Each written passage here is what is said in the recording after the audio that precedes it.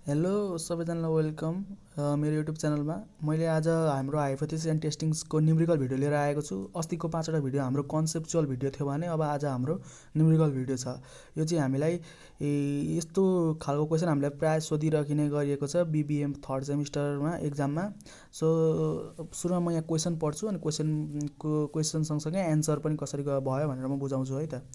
मोप्ड manufacture एउटा मोप्ड म्यानुफ्याक्चररले के hypothesis गर्यो भन्दाखेरि that the mean mile per a gallon of its moped, त्यसको त्यो मोप्डको चाहिँ मिन उसले 115.2 एजुम गर्यो। यसको मतलब हाम्रो population mean is equals to 115.2, किनकि होल मोप्डको मिन भएको कारणले गर्दाखेरि त्यो हाम्रो पपुलेसन मिन हुन्छ। यहाँ डाइरेक्ट पपुलेसन मिन भनेको छैन नि त, हो त्यसरी थाहा पाउने कि यो पपुलेसन मिन हो कि स्याम्पल मिन हो भन्दा कि अर्को इन्फर्मेसनले पनि पत्ता लगाउन सकिन्छ यो पपुलेसन हो या स्याम्पल हो भन्ने कुरा है। It takes a sample of 49 moped. अब एन इज इक्वल्स टु 49, अब त्यो find the sample mean to 117.4 हो। 49 स्याम्पल 49 को लिएर उसले स्याम्पल मिन 117.4 पत्ता लगायो। यसको मतलब हाम्रो sample mean is equals to 117.4 भयो है त। यो त population standard deviation is known to be 8.4, standard deviation 8.4 भइहाल्यो। Then using 5% level of significance alpha is equals to 5% भइहाल्यो।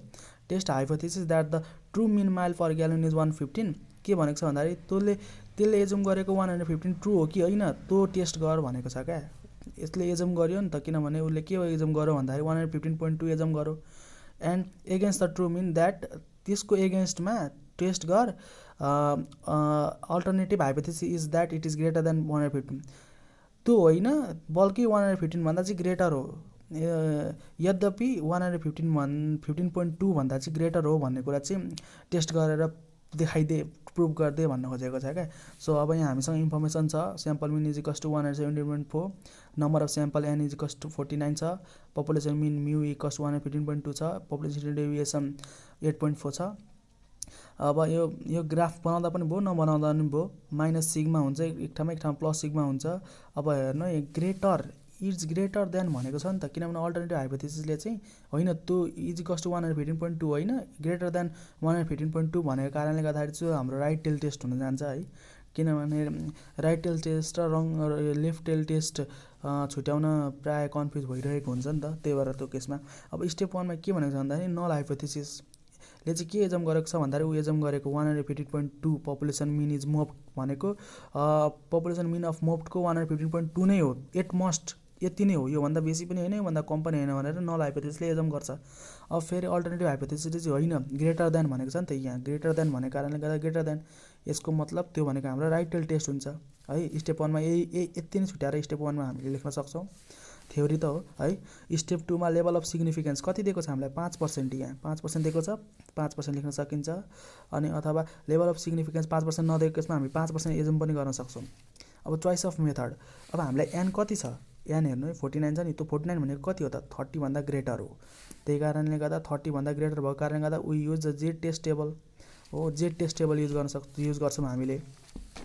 स्टेप 4मा हाम्रो क्यालकुलेसन भ्यालु क्यालकुलेट गरेको mean sample mean minus population mean divide by standard deviation by root n भनेको छ। हामी त्यसरी value हालेर क्यालकुलेटर युज गरेर हामी 1.83 सम्म निकाल्न सक्छौँ है।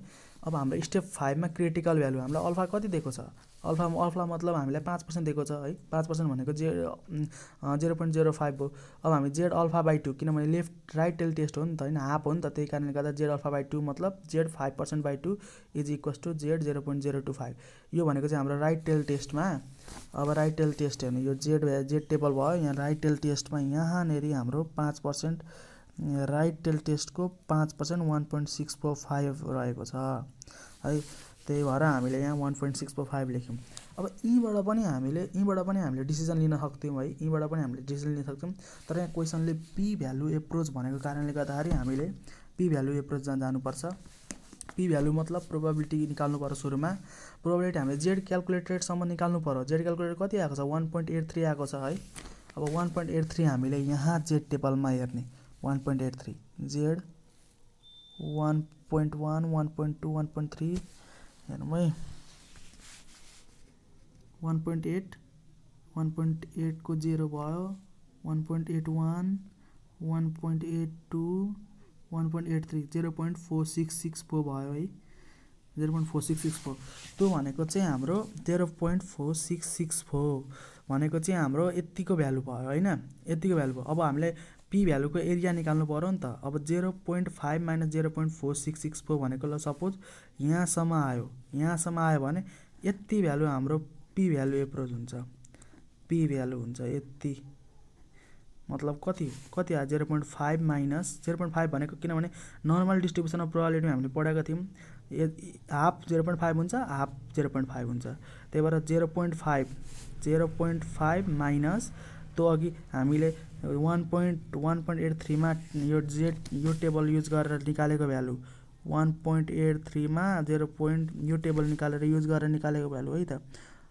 0.4664 1.83 जेड क्याल्कुलेटेडको 1.83 जेड टेबल युज गरेर हामीले 0.4664 निकाल्यौं त्यो भनेको 0.5 माइनस 0.46 गरेर हामीले यति निकाल्यौं 0.0336 निकाल्यौं है अब हामीले पी भ्यालु निकाल्नु पर्यो अब पी भ्यालु निक्ल्यो हाम्रो 0.0336 निक्ल्यो जेड अल्फा हाम्रो 0.05 छ 5% छ नि त 5% छ त्यही कारणले गर्दाखेरि 0.05 हो जेड क्याल्कुलेसन हाम्रो कति आएको छ 1.83 आएको थियो यहाँबाट जेड क्याल्कुलेट गरेर हामीले फर्मुला लगाएर 1.83 निकालेका थियौं है अनि अर्को हाम्रो जेड टेबुलेटेड कति निक्लेको थियो हाम्रो 1.645 निक्लेको थियो अब हामीलाई डिसिजन लिनको लागि स्टेप 7 हो नि त यो डिसिजनको स्टेप हो डिसिजन लिनको लागि हामीले पी भ्यालु इज अब पी भ्यालुलाई हेर्नु है पी भ्यालुलाई हेरौं पी भ्यालु चाहिँ यदि जेड पी भ्यालु चाहिँ जेड अल्फा बाइ मतलब सिग्निफिकेन्स लेभलको भ्यालु भन्दा कम भयो भने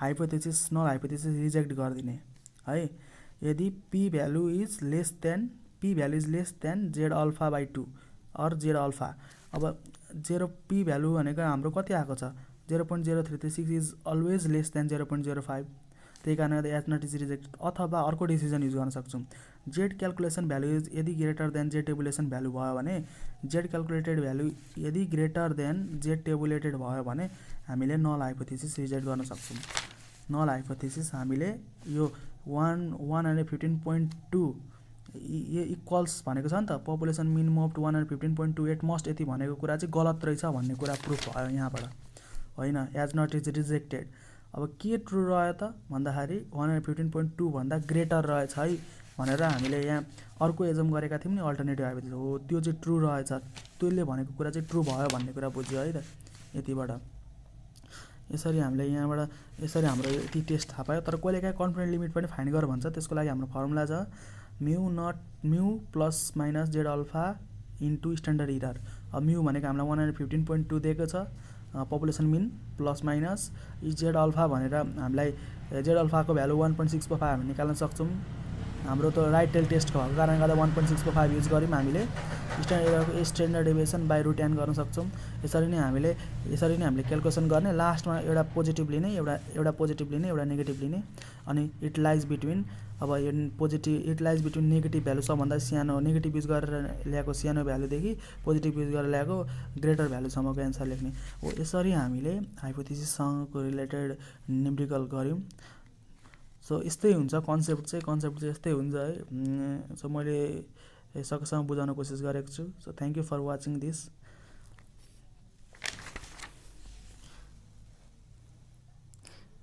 you can take a screenshot from it or you can download the video.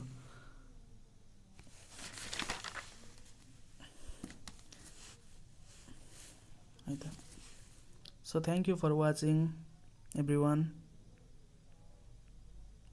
Keep supporting me. Bye bye. Till then, take care.